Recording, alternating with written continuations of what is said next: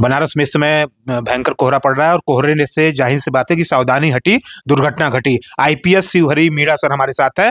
क्या कुछ तैयारियां सर हैं कोहरे को लेकर के बनारस में?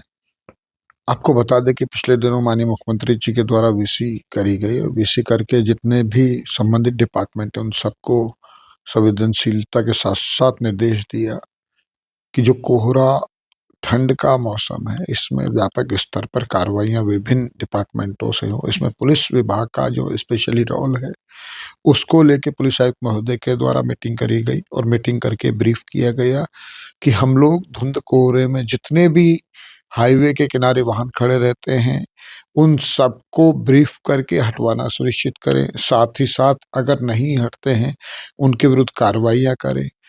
जितने भी ऑटो टोटो हैं उन सबके साथ मीटिंग कर ली जाए, ब्रीफ कर दिया जाए। पुलिस विभाग की जितनी भी गाड़ियां हैं उनके विषय में ब्रीफ किया गया कि फॉग लाइट जलाए, अपने हूटर सायरन का प्रयोग करें, रात्रि में जो बीकन लाइट है उसका प्रयोग करें। आज ट्रैफिक पुलिस लाइन में जो ऑटो टोटो वाले लोग हैं, हमारे भाई हैं, उनको बुलाया गया, उनको ब्रीफ भी किया गया। साथ ही साथ उनके ऑटो टोटो पे फ्री रिफ्लेक्टर लगाए गए और रिफ्लेक्टर लगाने के साथ साथ जो स्टेप्स फ्री हैं, फ्री जी रिफ्लेक्टर। हाँ बिल्कुल फ्री रिफ्लेक्टर लगाए गए और साथ ही साथ जो रिफ्लेक्टर जैकेट्स हैं, स्टेप्स है, वो उनको दी गई ताकि किसी तरह की घटना दुर्घटना से बचा जा सके। और साथ ही साथ कोहरे में किसी तरह से कोई घटना दुर्घटना ना हो, उनके साथ साथ उनको रिक्वेस्ट भी करी कि वो सभी लोगों को प्रचार प्रसार करें कि इस अवसर का फायदा उठाएं और ट्रैफिक पुलिस लाइन में जो रिफ्लेक्टर लगाए जा रहे हैं उनको अपने वाहनों पर लगवाएं ताकि धुंध कोहरे में घटना दुर्घटना से बचा जा सके। नया साल और क्रिसमस का त्यौहार आ रहा है। शराब के ठेके की दुकान 1 घंटा ज्यादा बढ़ा दिया जाता है इन दिनों पे। शराब ज्यादातर लोग पीते हैं, कारों में शराब पी करके लोग गाड़ी चलाते हैं। इन सब पे क्या तैयारी है, क्या कुछ हो रहा है? दिल्ली में तो काफी कुछ है जो जिसे पता कर लिया जाता है, काफी कुछ लगा रहता है, उसे पता चल जाता है कि उन्होंने शराब पी रखी है। बनारस में क्या कुछ तैयारियां है? देखिए, जो इस तरह के लोग हैं उनको पहले तो ब्रीफ किया जाता है कि रोड पे इस तरह का कोई कृत्य ना करें।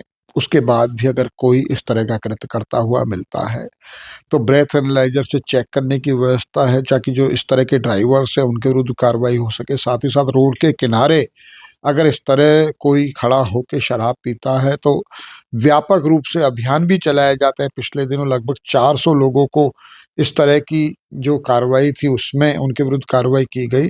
इसके अतिरिक्त इस तरह के लोगों के खिलाफ बार बार जागरूकता का अभियान तो चलता ही है। साथ साथ सभी थाना प्रभारी चौकी इंचार्जों को निर्देशित किया गया है कि अगर कोई भी व्यक्ति इस तरह के नियम कायदे कानून का उल्लंघन करता है तो उनके विरुद्ध कार्रवाई। ऑटो वाले मन मुताबिक कई जगह मैं देखता हूँ ऑटो ऐसे ही लगाए रहते हैं लाइन से, बिना किसी उसके किस बिहार पे लगातार उसके वजह से भी ट्रैफिक लगते हैं। लगातार लोगों में जागरूकता का अभाव है, गाड़ी खड़ी करके कहीं भी चले जाते हैं। देखिए, इसमें 2 स्तर से कार्रवाई ट्रैफिक पुलिस के द्वारा, सिविल पुलिस के द्वारा की जाती है। इसमें एक और जहां जितने भी हमारे स्टेक होल्डर्स हैं, चाहे ऑटो टोटे वाले हों या अन्य वाहन स्वामी हों, उनको निरंतर जागरूक किया जाता है, सेमिनार्स किए जाते हैं, नुक्कड़ नाटक किए जाते हैं, चौराहों पर लोगों को ब्रीफ किया जाता है, मैसेज के माध्यम से ब्रीफ किया जाता है। उसके बाद भी अगर कोई नियम कायदे कानून का उल्लंघन करता है तो निरंतर अभियान चलाकर दैनिकी में इनके विरुद्ध कार्रवाई की। कितना जाम मुक्त वाराणसी हुआ है?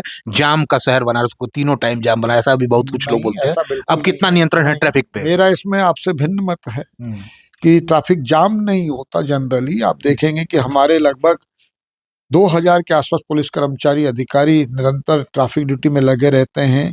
जहां पर भी थोड़ा भी ट्रैफिक का प्रेशर पड़ता है वहां पे पुलिस तत्काल मौजूद होती है और जिस वजह से प्रेशर क्रिएट हुआ है उस वजह का निवारण करते ताकि आम जनमानस को, साथ ही साथ जो श्रद्धालु जन यहाँ पे आते हैं उनको बेहतर, अच्छा और सुचारू ट्रैफिक व्यवस्था मिले। आखिरी सवाल, हेलमेट को लेकर के लगातार लोग फ्री हेलमेट वितरण करते रहते हैं, कितनी जागरूकता आई और कितना लोग हेलमेट लगा रहे हैं?